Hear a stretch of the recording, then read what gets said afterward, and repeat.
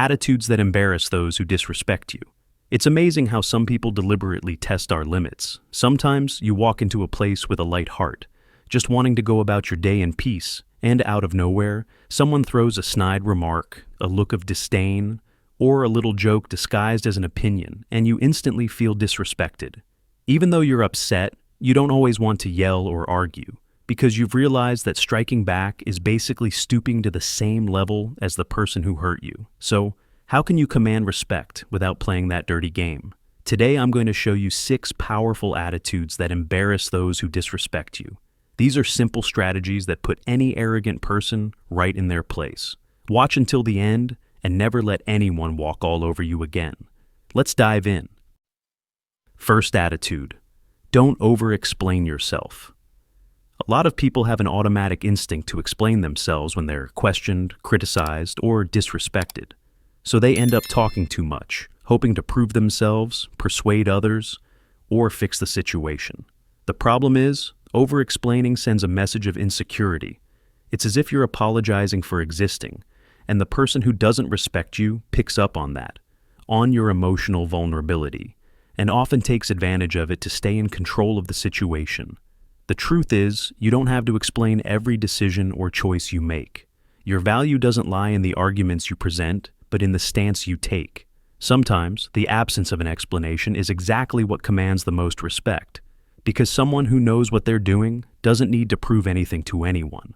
When you stop over-explaining, the other person realizes they don't have that much power over you, and that, in itself, disarms any kind of disrespect.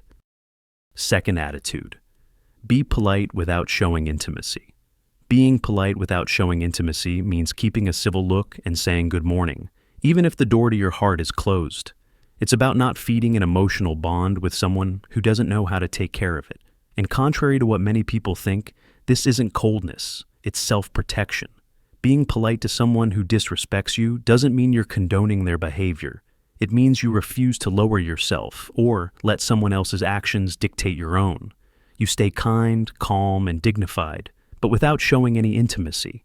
Otherwise, you're basically telling the person that they can keep on disrespecting you. Third attitude: ask questions instead of accusing. Many times, when we're hurt, treated unfairly, or contradicted, our first reaction is to point fingers. Accusing someone can feel like instant relief, as if we're throwing our pain back at them and making them responsible for how we feel. The problem is, accusing puts people on the defensive and turns the conversation into a battle. On the other hand, asking questions creates room for understanding. When we ask instead of accuse, we show a willingness to hear the other side. And more than that, questioning doesn't mean swallowing your feelings or staying silent about what hurts you. It means choosing a smarter path. Instead of saying, "You never respect me," try saying, "Did you realize how your words affected me?" The difference might seem subtle, but it has the power to change everything. Plus, by asking questions, you start to understand things better.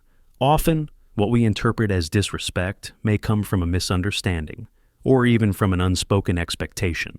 Fourth attitude: that embarrasses people who disrespect you. Show that you have other options. If someone senses that you depend on that relationship, that job, or that environment, they'll start to disrespect you. That's why showing that you have other options is one of the most powerful attitudes you can have. This doesn't mean rubbing your alternatives in anyone's face. It simply means making it clear that your life doesn't revolve around one single person or place. When you know you have other options, you don't accept scraps, you don't beg for attention, and you don't bow your head just to be accepted.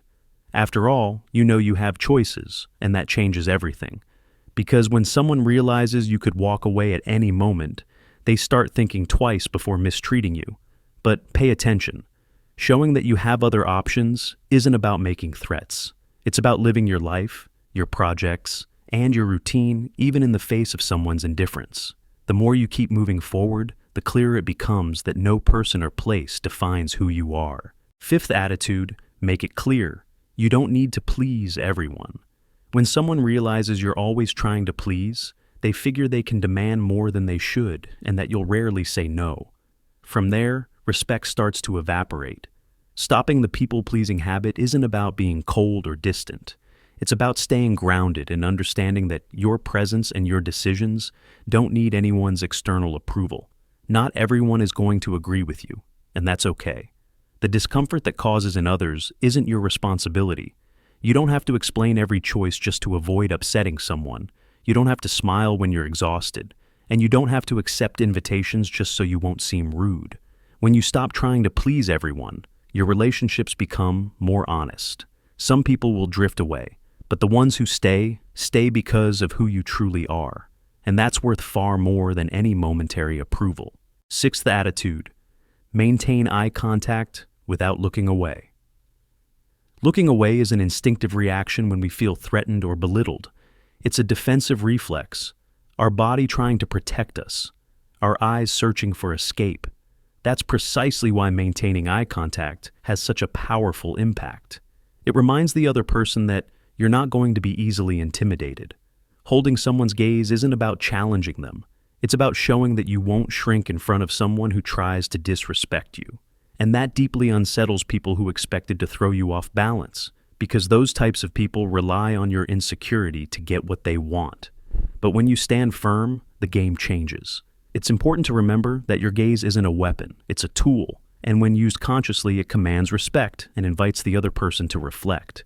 So, maintaining eye contact is also a way of keeping the dialogue open, even amid discomfort. At the end of the day, each of these attitudes isn't a strategy for instilling fear, but a way to protect your dignity. Because the people who disrespect you don't expect firmness, awareness, and least of all, serenity. So tell me, what do you do when someone disrespects you? Share your experiences in the comments, and don't forget to subscribe to the channel. It really helps me keep bringing you content like this.